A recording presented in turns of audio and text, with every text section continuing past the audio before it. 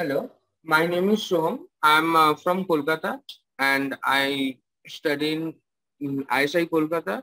I'm in BStack course and my All India rank in ISI entrance was 20. So now we will start with the chapter application of derivatives. So पहले हम इस chapter का बहुत ही short एक brief देंगे, उसके बाद हम एक्सरसाइज पे जाएंगे, एनसीईआरटी के सोल्यूशन एक्सरसाइज पे जाएंगे। पहले तो एप्लीकेशन ऑफ डेरिवेटिव्स में पहले आता है रेट मेजर करना, that is rate of change of something with respect to any other variable, like velocity is rate of change of displacement with respect to time। वैसे ही हम किसी भी रेट को हम डेरिवेटिव से कैलकुलेट कर सकते हैं। उसके बाद as a rate of change हम डेरिवेटिव को यूज कर सकते हैं। उसके बाद हम एरर एंड अप्रोक्सीमेशन में भी यूज कर सकते हैं, लाइक एफ ऑफ एक पॉइंट के पास एक फंक्शन का क्या वैल्यू हो सकता है, that we can approximate using derivatives। So this is the value, like f of x plus h equal to f of x plus h f dash x। दे ये h जितना भी स्मॉल होता है उतना ही आपका जो है वो फंक्शन का वैल्यू उतना ही अप्रोक्सीमेटली अच्छा कैलकुलेट होता है, और वो जो एरर आता है वो बहुत ही कम होता है। ये जो एब्सोल्यूट एरर होता है कि डेल्टा एक्स मतलब जितना एग्जैक्ट एरर होता है उसको एब्सोल्यूट एरर बोलते हैं। Relative error delta x by x that we have read. और इसमें ज्यादा कुछ बताने जैसा है नहीं। एरर भी हम कैलकुलेट कर सकते हैं डेरिवेटिव से। उसके बाद आता है टेंजेंशियल नॉर्मल। तो टेंजेंशियल नॉर्मल में क्या करते हैं, किसी भी एक पॉइंट पे हम टेंजेंट ड्रॉ करते हैं तो उस टेंजेंट का क्या इक्वेशन होगा, we can derive from f of x. मान लो y equal to F of x function मतलब कर्व है, उसका x1 y1 पॉइंट पे हम लोग अगर ड्रॉ करना चाहे टेंजेंट, तो उस टेंजेंट का क्या इक्वेशन होगा, that is y minus Y one equal to d Y by D x. ये जो y मतलब d d x of f of x at x1 y1 into x minus x1, ये जो है टेंजेंट का इक्वेशन होगा। Similarly normal की equation भी हम लोग निकाल सकते हैं। सो that is the third application. पहले आया अपना रेट मेजर करना, उसके बाद आया एरर मेजर करना, उसके बाद आया अपना टेंजेंट्स एंड नॉर्मल्स मतलब उसका इक्वेशन निकालना। नॉर्मल वाला इक्वेशन ये रहा, X Y minus Y one equal to minus one by D Y by D X at X one Y one into x minus X one. इस सब का derivation है। Actually we are giving a short brief, so हम derivation पे नहीं जाएंगे, formula पे ज्यादा फोकस करेंगे।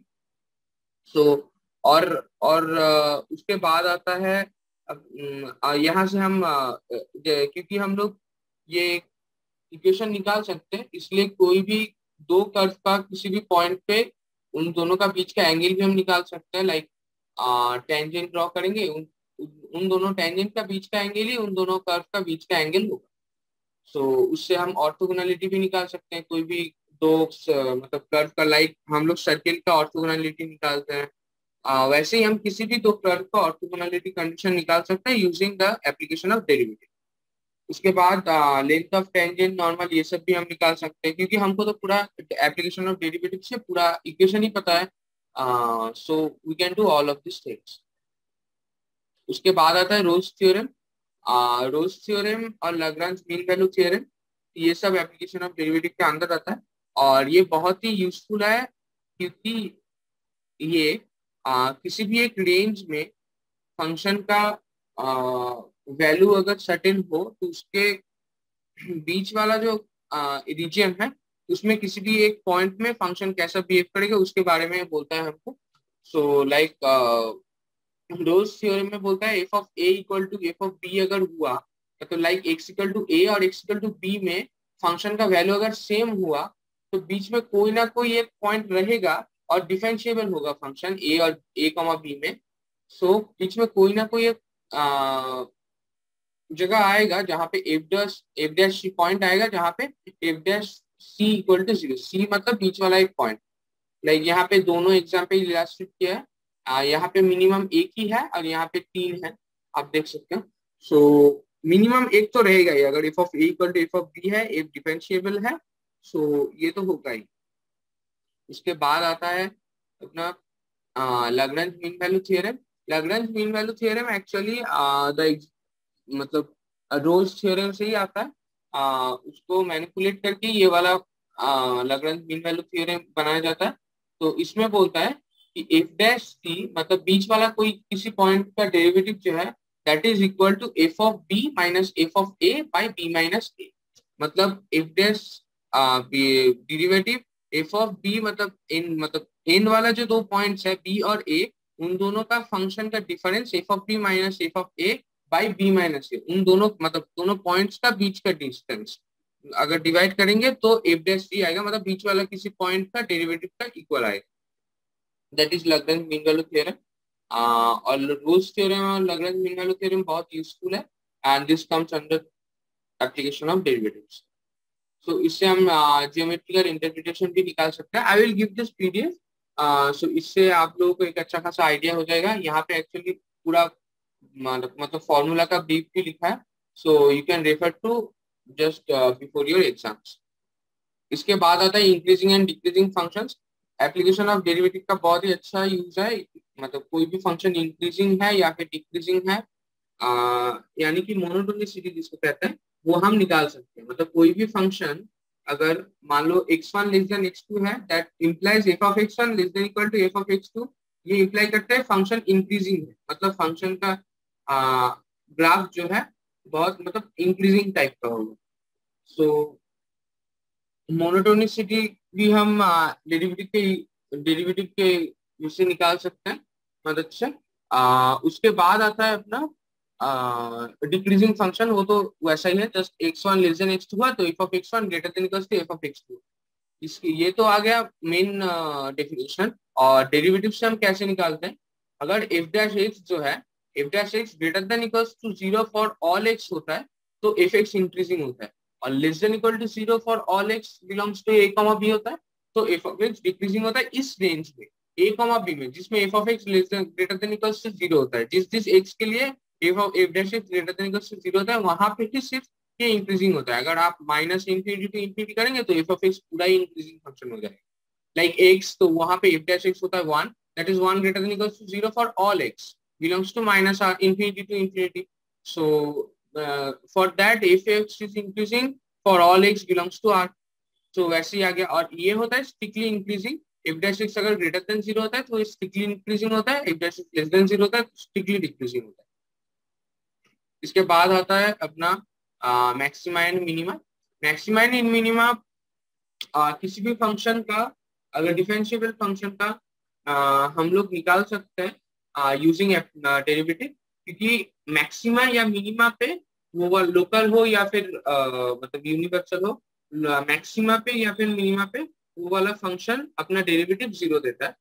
So if we equate the derivative of a function with 0, we will get the points at which it gets maxima and minima, and with the help of second derivative, we can decide whether it's maxima or minima or a inflection point. So maxima के लिए क्या होता है, पहले हम लोग evaluate करते हैं f(x) जहाँ पे f dash x equal to 0 होता है, वो वाला पॉइंट निकालते हैं। अगर फिर आता है मतलब अगर डिफरेंशिएबल नहीं हुआ तो एफ डैश एक्स जहां जहां पे एग्जिस्ट नहीं करता है वो वाले एफ एक्स भी हम लोग देखते हैं। सो इसके बाद यहाँ पे फाइनल एब्सोल्यूट मिनिमम और एब्सोल्यूट मैक्सिमम यहाँ से कंपेयर करके हम लोग निकाल सकते हैं। और मतलब अगर हम लोग लोकल मैक्सिमम या फिर लोकल मिनिमा निकालते हैं उसके लिए हम लोग क्या करते हैं, डबल डेरिवेटिव टेस्ट करते हैं। डबल डेरिवेटिव टेस्ट में आता है कि इफ डबल डैश एक्स अगर ग्रेटर देन 0 होता है तो वो कन्वेक्स डाउनवर्ड होता है, उसका मतलब उस पॉइंट पे उसका लोकल मिनिमा होता है। और इफ डबल डैश एक्स अगर लेस देन 0 होता है तो वो कनकेव कन्वेक्स डाउनवर्ड्स होता है और एक कनकेव डाउनवर्ड्स होता है। सो ये वाला पे मैक्सिमा अटेंड करते हैं। लाइक ये वाला ऐसा एक रहेगा और दूसरा वाला ऐसा एक रहेगा। कन्वेक्स डाउनवर्ड मतलब ऐसा एक मतलब y equal to x square जैसा, और कनकेव डाउनवर्ड जो है y equal to minus x square जैसा। तो इन दोनों तरीके से हम लोग लोकल मैक्सिमा और लोकल मिनिमा भी देख सकते हैं। अब पॉइंट ऑफ इन्फ्लेक्शन मतलब जहाँ पे एफ डैश एक्स तो 0 हो रहा है लेकिन वहां पे मैक्सिमा या मिनिमा कुछ भी नहीं रहता। सो वहां पे फंक्शन ऐसा टाइप का ग्राफ दिखा था सो वहां से हम लोग निकाल सकते हैं कि वहां पे वो मतलब वो मैक्सिमा और मिनिमा नहीं होता, लेकिन वहां पे एफ डैश एक्स जीरो होता है, तो उसके लिए भी हम टेस्ट कर सकते हैं। D square y by D x square भी जीरो होता है उस पॉइंट पे।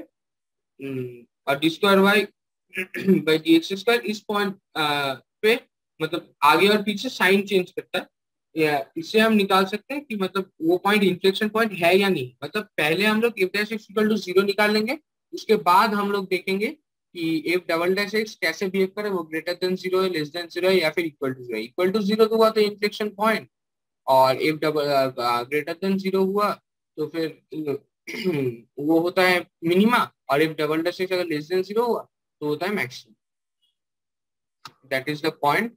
सो will now go into the exercises. So yeah let's start. So NCERT का एक्सरसाइज 6.1 का पहला क्वेश्चन है, find the rate of change of area of a circle with respect to its radius r when r equal to 3 centimetre and r equal to 4 centimetre.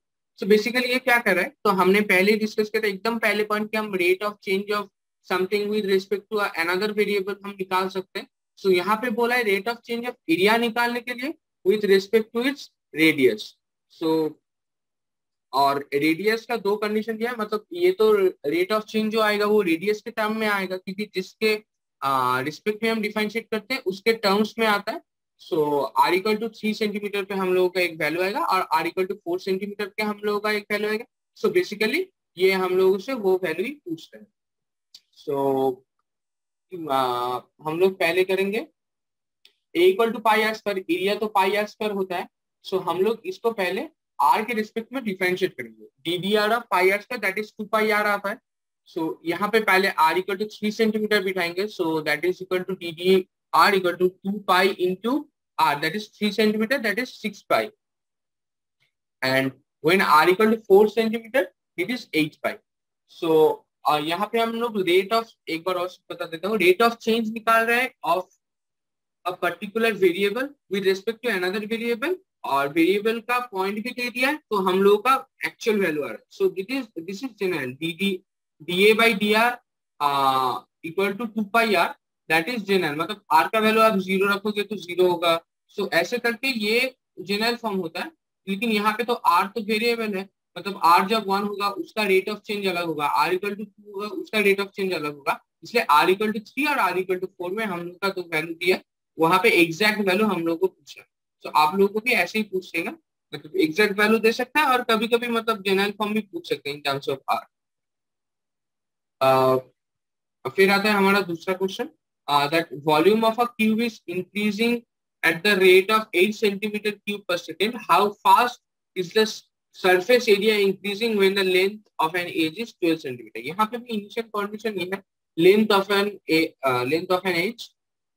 So length, edge का length दे दिया है 12 centimetre, और volume of a cube वो उसका increasing rate दे दिया है 8 centimetre cube per second. So that is dv by dt equals to 8 centimetre cube per second, v equal to x cube होता है, क्योंकि वॉल्यूम मतलब एक क्यूब का वॉल्यूम क्या होता है, एक्स क्यूब लेंथ का क्यूब होता है, और एस मतलब उसका सरफेस एरिया जो होता है दैट इज 6 एक्स स्क्वायर होते हैं। नाउ दैट इज सो हम लोग को निकालना क्या है, how fast is the surface area increasing when the length of an edge is 12 centimetre. So हम लोग नेक्स्ट स्लाइड में जाते हैं। हाँ, so 8 equal to dv by dt, that is ddt of x cube equal to 3x square dx by dt, that is rate of change with respect to time। Usually हम लोग time के respect में अगर कुछ rate of change दिया है that is with respect to time. So हम लोग को dv by dt पहले निकाल रहा है that is 3x square into dx by dt। यहाँ से हम लोग dx by dt आ गया 8 by 3x स्क्वायर, और हम लोगों का dv by dt बोल दिया था, गिवन था। So that is dv by dt that is equal to 8। So वहां से आ गया 8 by 3x square that is dx by dt। ये हम लोग का यहाँ पे यूज होगा, ये हमने निकाला है ds by dt। हमारा मेन मोटो था ds by dt निकाला। यहाँ पे देखो ddt of 6x square that is आएगा आप लोगों का 12x into dx by dt। ये dx by dt हम कहाँ से निकालेंगे, ये आएगा हमारा dv by dt से, दैट इज आपका dv by dt equal to 8 और that is also 3x square dx by dt, इन दोनों को इक्वेट करेंगे तो 8 by 3x स्क्वायर आ गया और x तो हम लोग को पता है दैट इज 12 सेंटीमीटर। सो वहां से वैल्यू पुट करेंगे, so ds by dt equal to 12x into dx by dt, so sorry ds by dt equal to 12x into dx by dt, so 12x into 8 by 3x square that is 32 by x और x हमारा 12 centimetre है, so finally हम x equal to 12 put कर देंगे तो 8 by 3 direct आ जाएगी। सो that is आप लोगों को पहले देखना है rate of change of which variable, मतलब ऊपर क्या रहेगा और with respect to which variable, जो नीचे क्या रहेगा। ऊपर मतलब dx by dt मतलब rate of change of x with respect to t, यहाँ पे t मतलब टाइम होता है, dx by dt होता है। सो यूजुअली टाइम के रेस्पेक्ट में ही बोलता है, रेट मतलब टाइम के रेस्पेक्ट में चेंज होता है, और या फिर मेंशन कर देगा तो उसके हिसाब से हम लोगों का वैसे हम प्रॉब्लम सॉल्व करेंगे। Now comes question number 3, the radius of a circle is increasing uniformly at the rate of 3 centimeter per second, find the rate at which the area of the circle is increasing when the radius is 10 centimeter। सो हम लोग आते हैं, मतलब radius of a circle increase कर रहा है uniformly at rate of 3 centimetre per second, मतलब D r by d T जो होता है, मतलब आर मतलब रेडियस हम बोल रहे हैं, d r by d t हम लोग को पता है कि rate of change of radius with respect to time, क्योंकि ये पर सेकेंड दिया है, with respect to time rate of change मतलब यहाँ पे इंक्रीज हो रहा है तो रेट ऑफ इंक्रीज भी बोल सकते हैं। Rate of increase of radius with respect to time is 3 and find the rate at which the area of the circle is increasing when the radius is 10 centimeter। so area तो हम लोग का आ गया पाई r square, हम लोग को dA by dt निकालना है और dA by dt में जैसे यहाँ पे भी dx by dt आ रहा था 3x dt of x cube में, यहाँ पे भी ddt of pi r square में dr by dt आ रहा था, इसलिए ये dr by dt हम लोग को गिवन था। ये अगर गिवन नहीं होता तो हम लोग निकाल नहीं पाते सिर्फ r से, क्योंकि dr by dt तो उस पॉइंट पे मतलब चेंज होगा। सो यहाँ पे dr by dt हम लोग का गिवन है 3 सेंटीमीटर, सो 2 पाई और r अपना गिवन है 10 centimetre, 2 pi into 10 into 3 that is मतलब 6 पाई r और r का वैल्यू हम 10 सेंटीमीटर पुट करेंगे तो 65 सेंटीमीटर स्क्वायर पर सेकेंड आएगा। So I hope that is clear, मतलब हम लोग का रेट ऑफ चेंज पहले निकालना है। रेट ऑफ चेंज में हम लोग को पहले देखना है किसके रिस्पेक्ट में चेंज करना है, उसके रिस्पेक्ट में हम लोग को डिफरेंशिएट करना है, फिर डिफरेंशिएट में हम लोग को चेन रूल यूज करना है, जैसे जो हमने डिफरेंशिएशन चैप्टर में यूज किया, मतलब सीखा था कि चेन रूल में क्या होता है। सो वहां से हम लोगों का जो छोटा वाला आ जाता है, लाइक 3x स्क्वायर में मतलब x क्यूब में 3x square dx by dt आया था, वैसे ही मतलब ये वाला जैसे एक्स क्यूब में 3x square dx by dt ये जैसे आ रहा था, मतलब t के रेस्पेक्ट में कर रहा है इसलिए ये आ रहा है, नहीं तो x के रेस्पेक्ट में करते तो 3x स्क्वायर आ रहा है, ये t के रेस्पेक्ट में कर रहा है तो dx by dt एक्स्ट्रा आ रहा है। तो इसका इन्फॉर्मेशन मतलब कहीं ना कहीं से या तो डायरेक्ट दे देगा जैसे यहाँ पे था, या तो मतलब आपको क्वेश्चन में जैसे यहाँ पे डिराइव करना पड़ रहा था dv by dt से dx by dt निकाल के फिर ds by dt में पुट करना पड़ रहा था। सो आपको पहले क्या निकालना है वो देखना है, जहां पे अटक रहे उसका मतलब वैल्यू मतलब गिवन कंडीशन से ही आपको निकालना। Now comes question number 4, an age of a variable q is increasing at the rate of 3 centimeter per second. How fast is the volume of the cube increasing when the age is 10 centimeter long? तो हम लोगों को बोला है जो edge of a variable cube वो है 3 centimetre per second से इंक्रीज कर रहा। सो उसका वॉल्यूम कितने मतलब स्पीड से या फिर कितने रेट से इंक्रीज कर रहा है जब उसका एज लेंथ दे दिया 10 centimetre, very similar to the previous problem. यहाँ पे हम लोग को क्या दे दिया है कि b equal to x cube, यहाँ पे dv by dt 3x square, कोई dv by dt 3x square मतलब सिर्फ ये वाला मत लिख देना, dx बाई dt ये ख्याल रखना, मतलब ये थोड़ा गलती होता है एक्चुअली, मतलब हड़बड़ी में ये सिर्फ 3x स्क्वायर निकाल के 3 इंटू 10 स्क्वायर कर दिया, ऐसा मत करना, 3x square into dx by dt ये ख्याल रखना, अच्छे से ख्याल रखना ये वाला चीज, क्योंकि ये चेन रूल से आता है। dx बाई dt हम लोग को टाइम के रेस्पेक्ट में मतलब डिफरेंशिएट कर रहे थे, देखो 3 सेंटीमीटर पर सेकेंड, ये टाइम के रेस्पेक्ट में अगर 3 सेंटीमीटर पर सेंटीमीटर या फिर पर मीटर ऐसा देता तो यहाँ पे x होता, राइट। आप समझ रहे हो, 3 सेंटीमीटर पर सेकेंड है यहाँ पे, मतलब rate of change of length with respect to time. So यहाँ पे आ गया three x square d x by d t, it is given, d x by d t तो अपना गिवन ही है 3 centimetre per second, rate of change of length with respect to time 3 centimetre per second है, और DV by d T अपना जो है वो 3x square into d x by d t है, और वहां पे 3x हम d x by d t को पुट कर देंगे तो 9x स्क्वायर आ गया, एंड नाउ हम x का वैल्यू 10 पुट करेंगे तो 900 सेंटीमीटर क्यूब पर सेकेंड आ जाएगा। Very similar to the previous problem. आप आपका कॉन्फिडेंस बढ़ेगा, ऐसे आपको खुद को भी मतलब ये वाला सारे एक्सरसाइज देख लीजिएगा, आपका कॉन्फिडेंस बढ़ेगा, और दैट इज वेरी इजी। आपको पहले फाइंड करना है किसके रिस्पेक्ट में डिफरेंशिएट, मतलब रेट निकालना है, उसके रिस्पेक्ट में हम लोग डिफरेंशिएट करेंगे। फिर डिफरेंशिएट का एक टर्म अगर आ गया लाइक यहाँ पे dx by dt, like chain rule से अगर एकदम like like y equal to x cube है, so rate of change of y with respect to अगर x बोला है तो वो तो 3x का ठीक है, तो हम लोग x सिर्फ x के साथ ही हम निकाल सकते हैं। लेकिन अगर dy बाई dt निकालना है तो 3x square into d x by d T होता है, और वो वाला इंफॉर्मेशन हमें मतलब क्वेश्चन के दूसरे पार्ट से निकालना होता है, या फिर या तो यहाँ पे जैसे डायरेक्ट गिवन है dx बाई dt, या फिर पिछले के पिछले वाले क्वेश्चन में जैसे गिवन था वैसे गिवन था, हम लोग को डिराइव करना पड़ता है। So now moving to the next question, question number 5। Question number 5 में क्या होता है, stone is dropped into a quiet lake and waves move in circles at a speed of 5 centimeter per second. At the instant when the radius of the circular wave is 8 centimeter, how fast is the enclosed area increasing?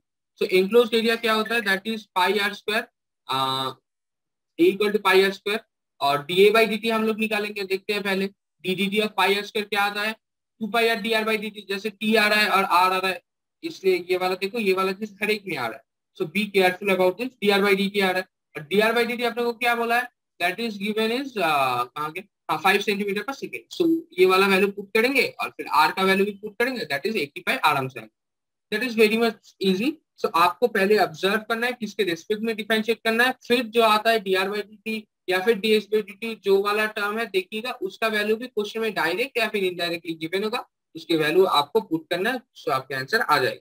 Next आता है question number 6 पे, the radius of a circle is increasing at the rate of 0.7 centimeter per second. What is the rate? By the way, I will give the whole PDF as the attachment. So don't worry. आप लोग just समझने का कोशिश करें. The radius of a circle is increasing at the rate of 0.7 centimeter per second. What is the rate of increase of its circumference? और circumference क्या हुआ? That is 2 pi r. और rate of change of circumference with respect to time. देखो, rate of change of circumference with respect to time, that is dc by dt, वो क्या है, dc by dr into dr by dt, तो वो क्या आ गया 2 pi into dr by dt, ये chain rule से आया, ये हमने पहले ही किया था, so that is it gives dr और dr by dt 0.7 अपना क्वेश्चन में गिवन था, देखिए क्वेश्चन में ही अपना गिवन था, so यहाँ से dr by dt आ गया, so मतलब dr by dt हम लोग पुट करेंगे तो आप हमारा फाइनली आंसर 1.4 पाई सेंटीमीटर पर सेकेंड आ जाएगा। The next question is, the length x of a rectangle is decreasing at the rate of 5 centimeter per minute and the width y is increasing at the rate of 4 centimeter per minute. When x equal to 8 centimeter and y equal to 6 centimeter, find the rates of change of a the parameter and b the area of the rectangle. Yeah. So पहले x of a rectangle is decreasing at the rate of 5 centimeter per minute. यहाँ पे क्या हो रहा है, decrease कर रहा है, मतलब dx by dt जो हो रहा है वो तो साइन के साथ आता है, डिक्रीज अगर करेगा तो उसके पहले माइनस आ जाएगा, लाइक आप देखो अगर कोई भी रेट से अगर डिक्रीज करेगा आफ्टर टाइम वो क्या हो जाएगा, वो माइनस पे आएगा, मतलब लाइक अगर 10 है तो उसके बाद 9 हो जाएगा, सो उसके तो हम लोग का फॉर्मूला क्या होता है, x plus dx by dt time हो जाता है शॉर्ट टाइम पे, तो यहाँ पे प्लस रहता है, इसलिए dx by dt का साइन चेंज करके हम लोग माइनस दे देते हैं जब डिक्रीज होगा, सो यहाँ पे हम लोग का dx by dt equal to -5 centimetre per second है, यहाँ पे x इक्वल टू x मतलब लेंथ x ऑफ रेक्टेंगल, यहाँ पे लेंथ लिया है एंड विड्थ लिया है y, और वो इंक्रीज कर रहा है, दैट इज इससे पहले का हर एक क्वेश्चन में हम लोग का इंक्रीज कर रहा है इसलिए प्लस हो रहा था, यहाँ पे पहली बार हम लोग इनकाउंटर कर रहे हैं डिक्रीजिंग का, इसलिए माइनस आ रहा है -5। अगर डिक्रीज कोई भी करता है तो उसका डिफरेंशिएशन माइनस आ जाता है। और dy बाय, हाँ, और y का देखे तो dy by dt equal to 4 centimetre per minute आ जाएगा। लाइक अब हम लोग को निकालना है कि x इक्वल टू 8 सेंटीमीटर और y इक्वल टू 6 सेंटीमीटर दिया है। Find the rate of change of the perimeter और रेक्टेंगल का एरिया ऑफ द रेक्टेंगल का रेट ऑफ चेंज निकालना। पेरीमीटर हम लोग को पता है 2 इंटू एक्स प्लस वाई, इसको डिफरेंशिएट करेंगे with respect to time. So हम लोग का डिफरेंशिएशन हमने किया है तो ये आ जाएगा। और dx बाई dt हम लोग को यहाँ से पता है, dy बाई dt यहाँ से पता है, वैल्यू पुट करेंगे तो -2 सेंटीमीटर पर मिनट, ये ऑटोमेटिकली आ गया। तो इसको क्या इंप्लाई करता है, पेरीमीटर डिक्रीज कर रहा है, पेरीमीटर डिक्रीज कर रहा है 2 सेंटीमीटर पर मिनट इस स्पीड से, इस रेट से। और द एरिया, एरिया हुआ x इंटू वाई, तो उसको भी हम ऐसे कैलकुलेट करेंगे, x और y पुट करेंगे और dx बाई dt और dy बाई dt पुट करेंगे तो अपना फाइनली आ जाएगा 2 सेंटीमीटर स्क्वायर पर मिनट। ये पॉजिटिव आ गया तो मतलब ये वाला इंक्रीज कर रहा है। Now comes question number 8. A balloon which always remains spherical on inflation is being inflated by pumping in 900 cubic centimeters of gas per second. Find the rate at which the radius of the balloon increases when the radius is 15 centimeter. अब देखते हैं, the volume of a sphere V with the radius R is given by 4/3 pi r cube. ये तो हम लोग, हाँ, that is आप लोगों को एप्लीकेशन ऑफ डेरिवेटिव चैप्टर में आप लोगों को ये सारा फॉर्मूलाज भी याद रखना पड़ता है, लाइक एरिया, वॉल्यूम, सारे बेसिक फॉर्मूलाज है। आई होप आप सबको पता है। किसी को अगर नहीं भी पता होगा, जस्ट रिवाइज दिस। मतलब जो हम लोग का क्लास 10th में जो जो फॉर्मूला होता है, एरिया ऑफ रेक्टेंगल्स, एरिया मतलब उसके नीचे क्लास में एक्चुअली, और वॉल्यूम ऑफ मतलब स्फीयर, ये सारे फॉर्मूला जो है एक बार देख लीजिएगा। इसके ऊपर ही डायरेक्ट क्वेश्चन आता है, आपको फॉर्मूला अगर नहीं पता होगा तो आपको दिक्कत तो होगा ही। सो जस्ट रिवाइज दिस, ये कोई बड़ा टॉपिक नहीं है, एक बार 2-3 या फिर 4-5 मतलब फॉर्मूलाज है वो सब रिवाइज कर लीजिए। हाँ, तो volume equal to 4/3 pi r cube, ये आ गया। और rate of change of volume with respect to time, यहाँ पे भी dv बाई dt करेंगे, फिर dv by dr into dr by dt करेंगे। सो फिर dr by ddr by 4/3 pi r cube, ये आ गया 4 pi r square into dr by dt। तो अब क्या है, dv by dt 900 centimetre cube per second अपने को गिवन है। सो dr बाई dt यहाँ से अपने को निकल गया 225 बाई पाई आर स्क्वायर, और रेडियस गिवन है अपना 15 centimetre. So dr by dt यहाँ से अपना आ गया 1 by pi. Hence the rate at which the radius of the balloon increases when the radius is 15 centimeter is 1 by pi centimeter। यहाँ पे क्या है, rate at which the radius of the balloon increases, radius of the balloon increases मतलब dr by dt, मतलब time के respect में हम लोग निकाल रहे हैं, मतलब कितना रेट से अपना रेडियस, मतलब dr इसलिए यहाँ पे r वाला मतलब सिर्फ रेडियस का निकालने के बोला है इसलिए r। अगर यहाँ पे volume, rate of change of volume, इसलिए यहाँ पे rate of change of volume इसलिए v। और रेट ऑफ चेंज ऑफ जिस वैल्यू, मतलब जिस वेरिएबल का चेंज होता है वो ऊपर होता है, और जिसके रेस्पेक्ट में चेंज होता है वो नीचे होता है। तो यहाँ से भी अपने को आ गया dr by dt at x equal to, मतलब r इक्वल टू 15 सेंटीमीटर, वो आ गया 1 by 5 centimetre per second.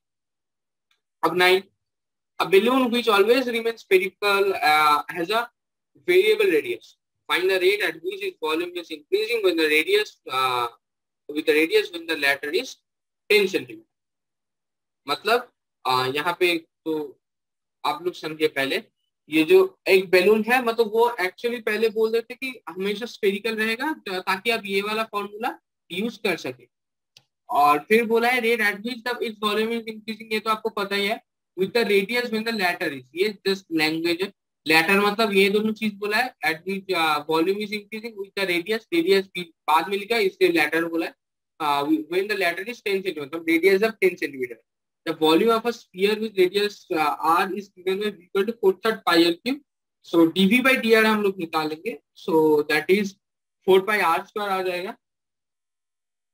4 pi r square, अब r equal to 10 सेंटीमीटर हम पुट करेंगे, so that is 400 pi आ जाएगा। अब आप बोलेंगे कि वो dv by dt कर रहे थे, अब dv by dr कैसे आ गया? देखिए यहाँ से ध्यान से देखिए, find the rate at which the volume is increasing with the radius with respect to the radius. Radius मतलब यहाँ पे टाइम के रेस्पेक्ट में हमको पूछा ही नहीं है, हमको रेडियस के रेस्पेक्ट में ये कितना इंक्रीज कर रहा है with the radius, it means इस volume is increasing with the radius. तो ये पूछा है, तो हम लोग को रेडियस के रेस्पेक्ट में डिफरेंशिएट करना पड़ेगा। अगर रेडियस स्क्वायर बोलता तो dv by d are square होता। सो ये सारे बहुत बेसिक चीजें है, मतलब देखना, आपको एक बार समझ में आ गया तो आप लॉन्ग टर्म समझ जाएंगे। एक अच्छे से देखना कि मतलब रेट ऑफ किसका पूछा है, यहाँ पहले बार से मैं बोल रहा हूँ, रेट और eight which it's volume is increasing, मतलब ऊपर वी रहेगा और नीचे आर रहेगा, क्योंकि इस रेडियस के रिस्पेक्ट में चेंज होगा। सो यहाँ से आ गया 400 pi. Now coming to the question number 10। हाँ, मतलब यहाँ पे बोला है जो लैडर है, वो लैडर का जो अपना जो नीचे वाला जो पार्ट है, जो लैडर का डिस्टेंस वो वॉल से है, वो गिवन है 4, और वो इंक्रीज कर रहा है at a rate of 2 centimetre per second. मतलब वो धीरे धीरे खिसक रहा है, और खिसकने का जो मतलब स्पीड है that is 2 centimetre per second. मतलब ऐसे, मतलब जो लैडर अगेंस्ट लीनिंग अगेंस्ट होता है, वो थोड़ा थोड़ा ऊपर से थोड़ा नीचे होता है, जिसके अगेंस्ट लीन करता है वो थोड़ा वहां से नीचे होता है, और नीचे से खिसकता है। तो खिसकने का स्पीड बोला है 2 सेंटीमीटर पर सेकेंड, मतलब ये 4 मीटर जो है ये इंस्टेंटेनियस है। मतलब 1 सेकंड के बाद ये 4 + 2 मतलब 6 सेंटीमीटर हो, मतलब 4 मीटर प्लस 2 सेंटीमीटर ये हो जाएगा, मतलब 4.02 मीटर हो जाएगा। तो ये अपने को ध्यान रखना है। So now coming to the question कि how fast is its height on the wall decreasing. हाँ, मतलब इसका हाइट ऑफ द वॉल क्या था, वो डिक्रीज ही करेगा, क्योंकि नीचे वाला इंक्रीज कर रहा है। क्योंकि आपने देखा ना, लैडर ऊपर से मतलब जिसके अगेंस्ट लिंक करता है वो धीरे धीरे नीचे आता है, और नीचे वाला खिसकता है। सो वो ऐसा टाइप का ही है। यहाँ पे बोला है y be the height of the wall at which the ladder touches also the let the foot of the ladder be x metre away from the wall. x metre, ये यहाँ पे मतलब दोनों वेरिएबल ले लेते हैं। हम लोग क्या करते हैं इस टाइप क्वेश्चन में, हम लोग वो वाला y वाला डिस्टेंस मतलब जो हमको निकालना है, और नीचे वाला जो वेरिएबल जो हमको गिवन है, उसका कंडीशन गिवन है, दोनों को ही वेरिएबल ले लेते हैं। क्योंकि ये वाला 4 मीटर जो है ये अपना इंस्टेंटेनियस, आप लोग बोलोगे कि एक्स, तो यहाँ पे x मीटर क्यों ले रहे हैं, ये तो 4 मीटर हमको पता ही है। नहीं, ये वाला 4 मीटर तो उस टाइम पे इंस्टेंटेनियस है। हम लोग को एक्स निकालना है, मतलब एक्स किसी भी पॉइंट पे एक जनरल निकालना है। ये तो एक वेरिएबल है, वेरिएबल का किसी एक पॉइंट पे वैल्यू हमको पता है वो अलग चीज है, लेकिन हम लोग का वेरिएबल तो पता होना चाहिए कि मतलब वो वाला वेरिएबल जो है वो मतलब वेरिएबल का जो कंडीशन है वो हमको पता होना चाहिए। मतलब लाइक y = x² जो है ये वाला एक कंडीशन है। सो y = x² में लाइक x = 5 में हमको पता है कि y = 25 होता है, तो यहाँ y = 25 एक पॉइंट पे उस वेरिएबल का वैल्यू है। वैसे ही ये वाला डिस्टेंस जो है वो एक वेरिएबल है, क्योंकि टाइम के साथ वो चेंज कर रहा है।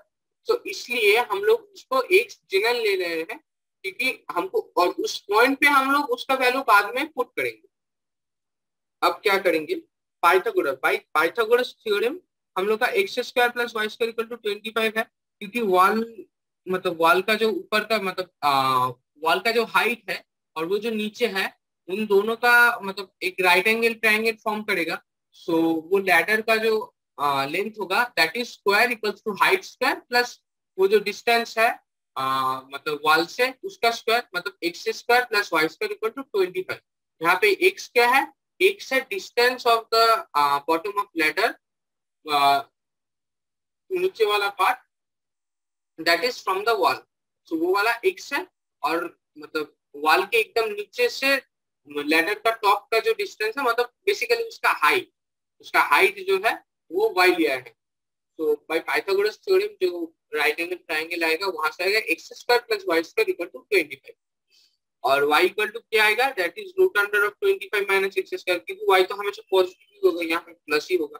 Then rate of change of y with respect to time हम लोग पहले निकालेंगे, दैट इज dy/dt यहाँ पे निकालेंगे। दैट इज हम लोग x के रिस्पेक्ट में तो हम लोग डिफरेंशिएट नहीं कर रहे, t के रिस्पेक्ट में कर रहे हैं। तो यहाँ से dx/dt यहाँ पे फिर से आ गया, जो हम लोग पहले डिस्कस किए थे dx/dt फिर से अपना आ गया। सो ये फाइनली आएगा dx/dt 2 सेंटीमीटर, तो अपने को गिवन ही है, दिया था यहाँ पे x = 4 और dx/dt = 2 गिवन ही था। सो वो वाला चीज हम लोग जब यहाँ पे वैल्यू पुट करेंगे तो वो आ जाएगा x = 4 मीटर पे dy/dt = -8/3। सो माइनस आया इसलिए मतलब वो हाइट जो है वो डिक्रीज कर रहा है, हाइट डिक्रीज कर रहा है, मतलब हाइट ऐसे ऐसे ऐसे ऐसे कम हो रहा है, और ये लेटर ऐसे ऐसे ऐसे ऐसे जा रहा है, मतलब खिसक रहा है। मतलब ये वाला जो वॉल से है वो उससे थोड़ा दूर दूर दूर हो रहा है, और हाइट जो है धीरे धीरे धीरे कम हो रहा है. So that was question number 10. अब क्वेश्चन नंबर 11 पे आता है. क्वेश्चन नंबर 11 पे a particle moves along the curve 6y equal to 3x square plus 2. Find the points on the curve at which the y coordinate is changing 8 times as fast as the x coordinate. So हम लोगों को क्या given है कि dy by dt या फिर dy by any variable that is equal to 8 times of dx by any variable. ये तो हम लोग का ये कंडीशन गिवन है, और ये वाला कर्व तो अपने को गिवन ही है, और हमको फाइंड करना है वो वाला पॉइंट्स जहाँ पे ये वाला कंडीशन होल्ड करता है. तो पहले हम लोग dy by dt निकालेंगे. dy by dt यहाँ से निकालेंगे, that is x square dx by dt. और ये जिस कंडीशन पे ये मतलब जिस पॉइंट पे y कोऑर्डिनेट चेंज कर रहा है 8 टाइम्स फास्टर, तो that is dy by dt equal to 8 times of dx by dt, क्योंकि dx by dt rate of change of x और dy by dt rate of change of y. Rate of change of y is 8 times of dx by dt. So ये भी अपना आ गया. यहाँ से हम लोग करेंगे इनटू 8 dx by dt. तो dy by dt को रिप्लेस करके हम 8 dx by dt लिख देंगे. तो dx by dt कट जाएगा, एक्स स्क्वायर इक्वल्स टू 16 आ गया, x equal to plus minus 4 आ गया. तो फिर से समझते हैं. पहले हम लोग कर्व से मतलब वो जो स्लोप है वो स्लोप निकाल लिया. सो dy by dt निकल आया. सो अपने को dy by dt क्यों निकालना था, क्योंकि हम लोग ये रिप्लेस कर पाए. बेसिकली हमको ये रिप्लेस करने के लिए ये वाला इक्वेशन चाहिए था. सो फिर हमने रिप्लेस कर दिया, dx by dt कट गया. फिर वहां से एक कंडीशन आया, क्योंकि एक पर्टिकुलर पॉइंट पे ही हम लोग को पूछा है. इस पॉइंट पे जिस पॉइंट पे ये वाला सेटिस्फाई करेगा, मतलब ये वाला रिप्लेस कर रहा है, तो उस पॉइंट पे ये वाला भी सेटिस्फाई करेगा, ये वाला condition. So finally x equal to plus minus 4 वो सारे पॉइंट्स आ जाएंगे. So x equal to plus minus 4 आ गया. सो वहां से हम लोग का जो है y भी निकल आएगा, क्योंकि एक्स इक्वल टू 4 जब पुट करेंगे तो y का एक वैल्यू आएगा, एक्स इक्वल टू माइनस 4 जब पुट करेंगे तो y का एक वैल्यू आएगा. यहाँ से आ गया, एक आएगा 4,11 और एक आएगा -4, -31/3. जब x इक्वल टू 4 y का वैल्यू आ गया, और y equal to 4 cube plus 2/6, क्योंकि 6 equal to x cube plus 2 था. पहले देखे 6 equal to x cube plus 2 था. उसके बाद y equal to x cube plus 2/6, मतलब 66/6 इक्वल टू 11 आ गया. और x equal to -4 similarly put करके भी अपना ये वाला वैल्यू आ गया. Now comes question number 12. The radius of an air bubble is increasing at the rate of half centimeter per second. At what rate is the volume of the bubble increasing when the radius is 1 centimeter? Similar question. अब ना volume का rate of increase पूछा है. सो क्या हमें finally निकालना है dv by dt. तो पहले वो निकालते हैं. v इक्वल टू 4 तक पाई आएगी, तो dv by dt 4 pi r square dr by dt. r अपने को पता है 1 सेंटीमीटर, तो अपने को निकालना क्या है dr by dt.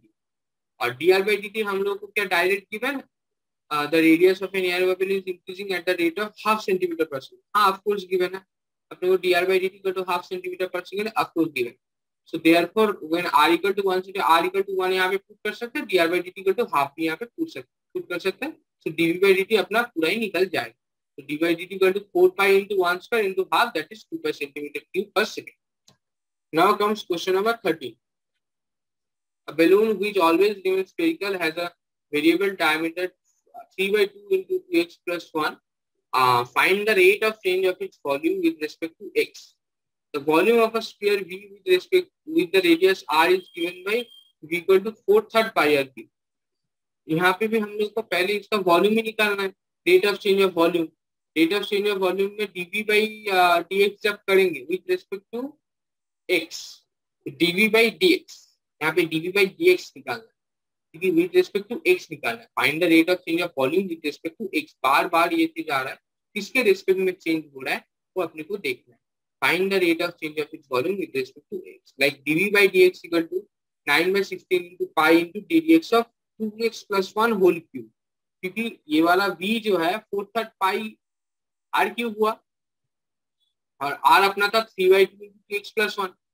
वो वाला चीज यहाँ पे पुट कर दिया, ये यहाँ पे पुट कर दिया. सो वहां पे dx by dt यहाँ से करके फाइनली आ गया 27/8 pi into 2x+1 whole square. यहाँ पे x का कोई वैल्यू गिवन नहीं है, इसलिए हम x के टर्म में लिखते हैं। अगर x=1, x=2 या फिर ऐसे टाइप का दिया होता तो हम लोग x का वैल्यू निकाल लेते, मतलब इसका एग्जैक्ट वैल्यू, न्यूमेरिकल वैल्यू हम लोग निकाल पाते।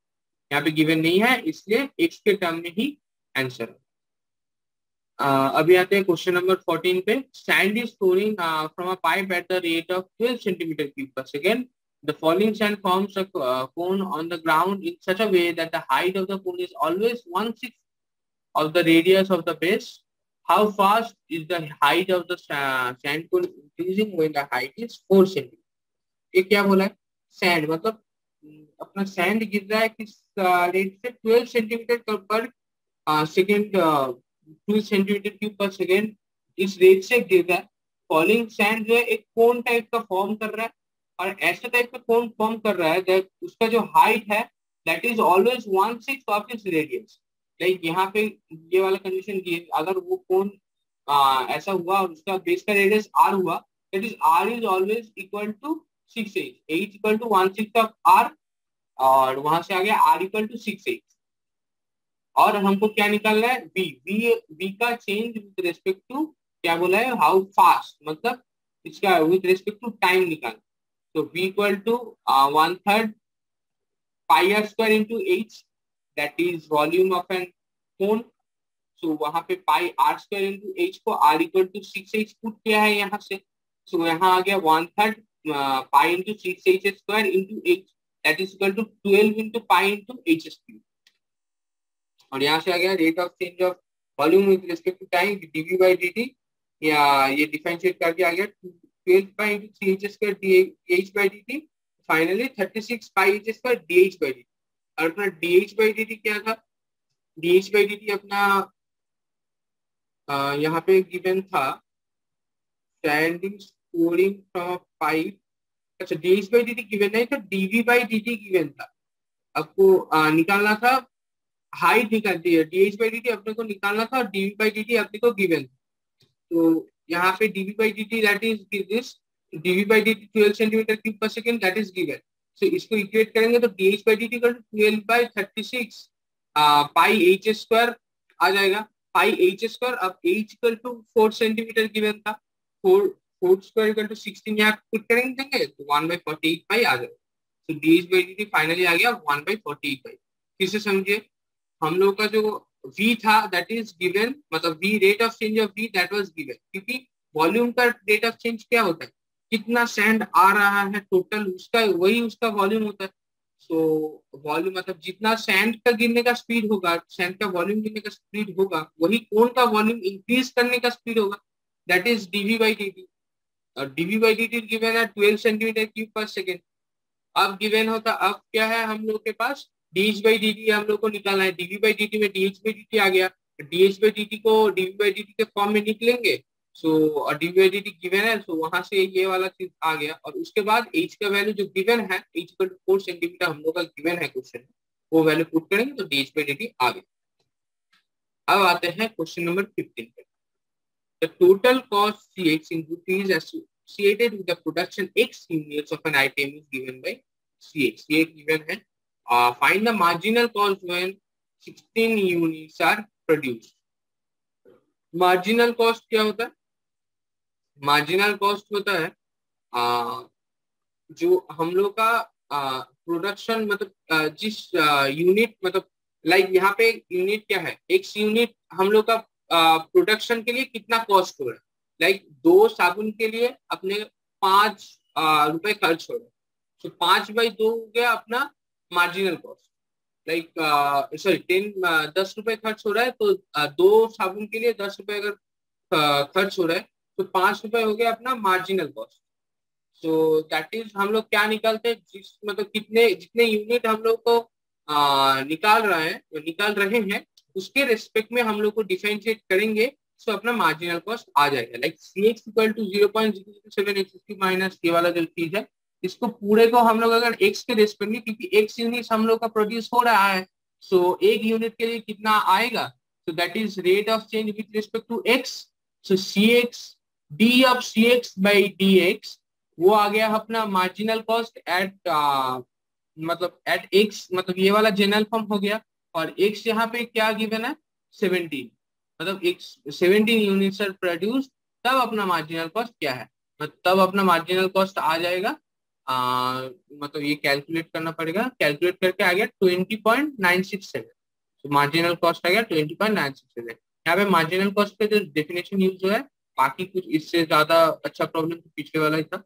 बाकी ये वाला मार्जिनल कॉस्ट का जो डेफिनेशन है ये अच्छे से देख लेना। मार्जिनल कॉस्ट मतलब कितना एक, मतलब इसको विजुअलाइज कर सकते हैं कि एक यूनिट के पीछे अपना कितना खर्च हो रहा है। तो 10 रुपए का टोटल खर्च हो रहा है, तो एक यूनिट के पीछे कितना खर्च हो रहा है, डीएक्स बाई डीसी, मतलब डीसीएक्स बाई डीएक्स हो जाता है।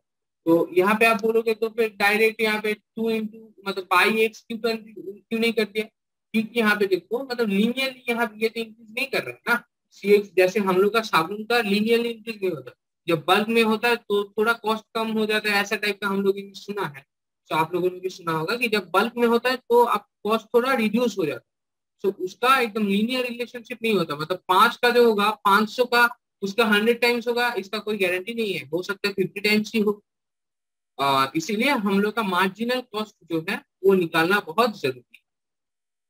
Now comes question number 16। Total revenue in rupees received from the sale of x units of product is given by rx equal to 13x square plus 26x plus 16। यहाँ पे भी marginal revenue पूछा है, वो इन x equal to 7। Marginal revenue x equal to 7 पे अपना क्या आएगा, dr by dx at x equal to 7। dr by dx हमने निकाला है 26x plus 26, x equal to 7 put किया, सो 208 आ गया। Very similar to the previous problem. अब आते हैं नीचे वाला प्रॉब्लम पे। The rate of change of the area of a circle with respect to its radius r at r equal to 6 centimeter is rate of change of area of a circle with respect to radius। so dA by dr अपने को निकालना, a equal to pi r square, तो dA by dr क्या आएगा 2 pi r, और r equal to 6 centimetre. तो देखो ये तो मतलब हम लोगों ने t से किया था, dr by dt निकालना, तो यहाँ पे तो डायरेक्ट ही r था, dA by dr ही पूछा था, with respect to r radius ही पूछा था, तो डायरेक्ट 2 pi r, तो 12 pi centimetre square per second आ गया। अब आते हैं क्वेश्चन नंबर 18 पे। मतलब total revenue in rupees received from the sale of x units of a product is given by rx equal to 13x square plus 36x plus 5। so marginal revenue when x equal to 15 is क्या होगा। so marginal revenue is the rate of change of total revenue with respect to the number of units। ये तो मैंने पहले ही आपको समझाया था कि marginal revenue होता क्या चीज है।